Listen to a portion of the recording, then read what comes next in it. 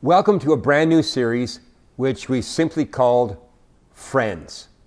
Dale Carnegie says this: you can make more friends in 2 months by becoming interested in other people than you can in 2 years of trying to get other people interested in you. Well, what are we going to be doing with friends? Well, a few things, let me tell you right up front. Friends are people we need for many reasons.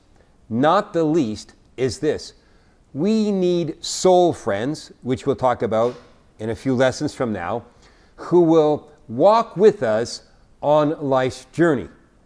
Secondly, I'm going to show you that Jesus had some close friends, so it must be okay to have friends. And number 3, we're going to spend some time talking about different kinds of friends that we need and that we have. And we run into trouble when we want all our friends to be the same, because we need different friends for different reasons. Today we're going to talk about a special person in the Old Testament. So if you have a Bible with you, I'd like you to follow along. We're going to tell the story of Absalom's rebellion. And this is in 2 Samuel chapter 15. It's the story of Absalom's rebellion against his father David. Absalom had bought himself a chariot, and he hired 50 bodyguards to run ahead of him.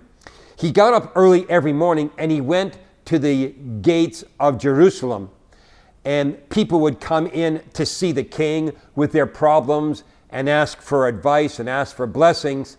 And Absalom would meet them on the way to see his father, King David. And he would say, you've got a really strong case here. It's too bad that the king doesn't have time for you. I wish I was the judge, and I would look after you, and I would make sure that you would have justice. And then people tried to bow down before Absalom, but Absalom wouldn't let them. Instead, he'd take them by the hand and he would kiss them. And verse number 6 of 2 Samuel chapter 15 says this: Absalom did this for everybody who came to see the king for judgment. And the end result was that, the latter part of verse number 6, Absalom stole the hearts of the people of Israel. Absalom stole the throne from David, and David is escaping from Jerusalem with his own entourage. To make matters worse, the Bible tells us that Ahithophel jumped ship. So Ahithophel was kind of the right-hand man, the counselor for David. He jumped ship. As David reaches the summit of the Mount of Olives, where people worship God, he's escaping from Jerusalem, and there is Hushai, the Archite, is waiting for him. And the text in 2 Samuel 15, verse 32, says this: Hushai had torn his clothing, he'd put dirt on his head as a sign of mourning. And he wanted to go along with David and escape with David. But David said, Hushai, you are too old, but perhaps you would stay here on Absalom's, or in Absalom's cabinet, so to speak, and maybe you can frustrate and counter Ahithophel's advice. And also Zadok and Abiathar, the priests, will be there, and you can tell them what's happening, and their son Jonathan will come and tell me what's going on. And verse number 37 says, so David's friend Hushai returned to Jerusalem, getting there just as Absalom had arrived. So what happens next is Absalom calls a cabinet meeting, and they're discussing strategies on how to defeat David, how to make sure that David wouldn't be any more problem. So Ahithophel, the former advisor of David, he jumped ship, as I've told you, and he offered his advice, and he said, well, I would do this, this, and this. Hushai then stands up and offers his advice. And the Bible tells us that Absalom followed Hushai's advice, even though Absalom didn't know, but Hushai was really a spy for Absalom's father, David. The Bible tells us in 2 Samuel chapter 17, verse 15, Hushai told Zadok and Abiathar, the priests, what Ahithophel had said to Absalom and the elders of Israel and what he himself advised. Quick, he said to Jonathan, find David and urge him not to stay in the shallows of the Jordan River tonight. He must cross over at once and get to the other side, or he's going to die and his entire family. Now, there's only 2 other mentions of Hushai in the Bible, and let's go to the first one. The first one is in 2 Chronicles. So if you go to 2 Chronicles, in chapter 22, the text of the story begins telling listing all of the hundreds of important people in David's leadership team. He talks about the Levites, he talks about the musicians, he talks about the gatekeepers. Then when you get to 1 Chronicles chapter 27, he lists all the military commanders. Verse 16 to 24, he lists all the tribe leaders. In verses 24 to 34, David lists all the various officials.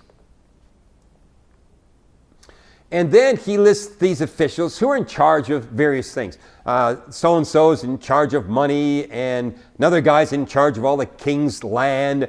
Another guy's in charge of all the king's wine. Another guy's in charge of all the king's cattle, the king's donkeys, etc., etc. Then we get to verse 32, and I want to read that to you, and you can see it here with us. Jonathan, David's uncle, was a wise counselor to the king, a man of great insight and a scribe. Jehiel the Hakmonite was responsible for teaching the king's son.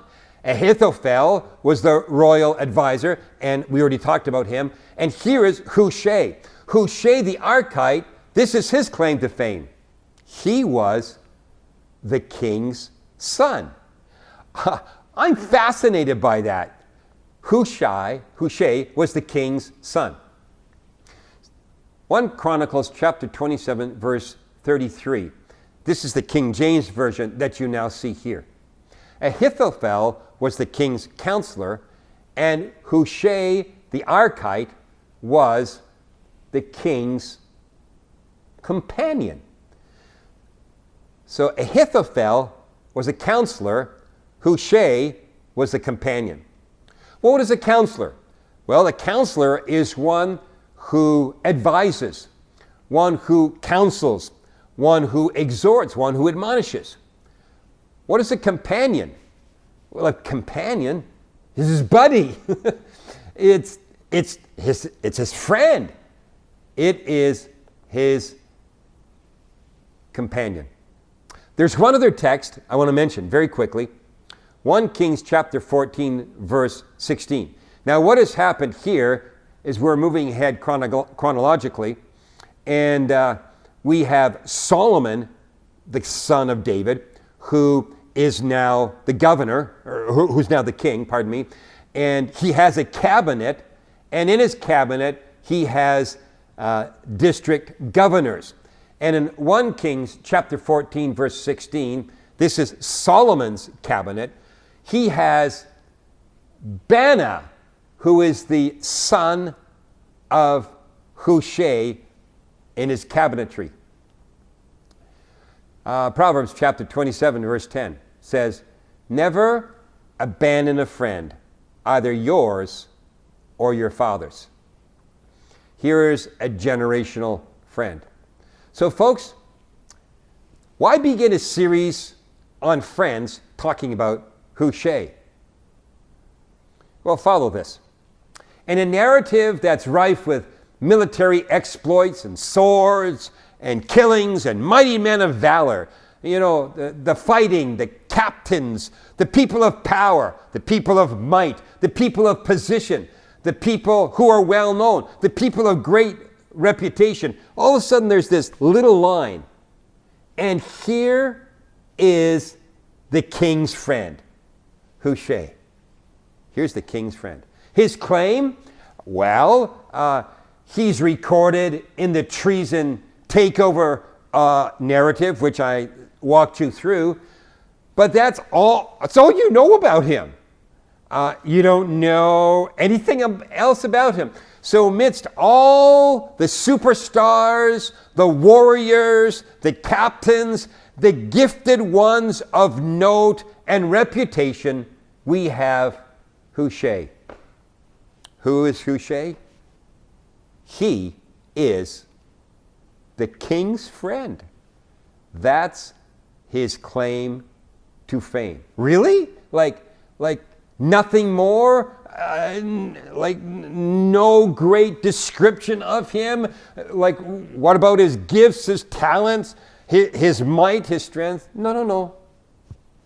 He is on record as being the king's friend. So, we're doing a series on friends. What's so important about friends? Everybody needs one. And Hushai's claim to fame was simply this: Hushai, a friend of the king's. See you next time